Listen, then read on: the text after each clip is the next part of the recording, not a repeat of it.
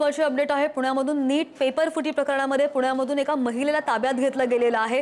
विद्यार्थ्यांना आरोपीपर्यंत पोहोचवण्याचा संशय सुद्धा व्यक्त केला जातोय। या प्रकरणामध्ये पुण्यामधून एक महिला ताब्यात आलेली आहे आणि विद्यार्थ्यांना आरोपीपर्यंत पोहोचवल्याचा संशय व्यक्त केला जातोय।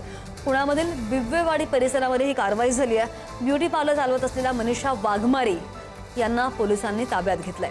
अहिल्यानगरमधून अटक करण्यात आलेल्या धनंजय लोखंडेला मदत करत असल्याचा संशय सुद्धा पोलिसांना आहे।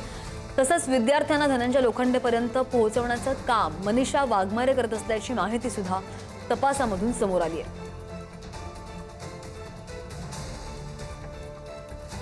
या संदर्भात आणखी जाणून घ्या आमचे प्रतिनिधी बालाजी यांच्याकडून। बालाजी,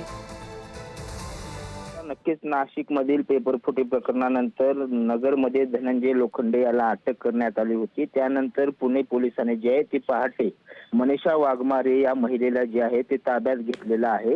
धनंजय लोखंडे पर्यंत विद्यार्थ्यांना पोहोचवणं, विद्यार्थ्यांचे डील करणं हे काम ही मनीषा वाघमारे करत असल्याचा संशय पोलिसांना आहे। तसेच काही विद्यार्थ्यांना जे ते सगळी ब्रीफिंग जी आहे ती ही मनीषा वाघमारे करायची आणि त्या दरम्यान तिच्याकडून जे आहे ते एक लॅपटॉप आणि एक मोबाईल सुद्धा पोलिसांनी जप्त केलेला आहे।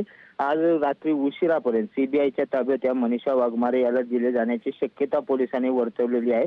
मात्र अतिशय गोपनीय पद्धतीने सकाळी पहाटेच पुणे पोलिसांनी ही कारवाई केलेली आहे आणि मनीषा वाघमारेला ताब्यात घेतलेला आहे। आता तिच्या चौकशीतून नेमका आणखी काही नावं येतात का, पुण्यात याचं आणखी मोठं काही रॅकेट आहे का हे पाहणं महत्त्वाचं आहे। मात्र याची व्याप्ती जी आहे ती नाशिक, नगर आणि आता पुण्यापर्यंत आल्याचं आपल्याला पाहायला मिळते। ताजी माहिती घेत राहू। धन्यवाद दिलेल्या सगळ्या सविस्तर अपडेटसाठी बालाजी।